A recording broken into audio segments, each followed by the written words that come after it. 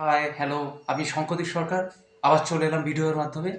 আজকে আমাদের বাড়িতে একটা গাছ দেখাবো। তাহলে চলুন বিল্ডিংয়ের উপরে ছাদে যাওয়া যাক।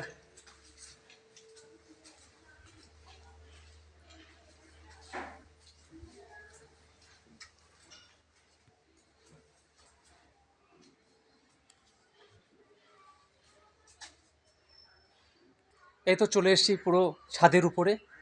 এই দেখুন আম গাছ, আমের পল্লব। এই তো দেখেছেন দেখেছেন, হাত দিয়ে ছেঁড়া যায়, কি সুন্দর।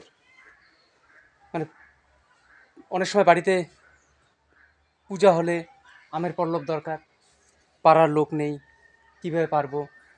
আর এই দেখুন আমাদের বিল্ডিংয়ে ছাদের উপরে উঠে কি সুন্দর আমরা আমের পল্লব পাড়তে পারি। দেখেছেন তো? তো আমার ভিডিও ভালো লাগলে অবশ্যই লাইক শেয়ার করবেন।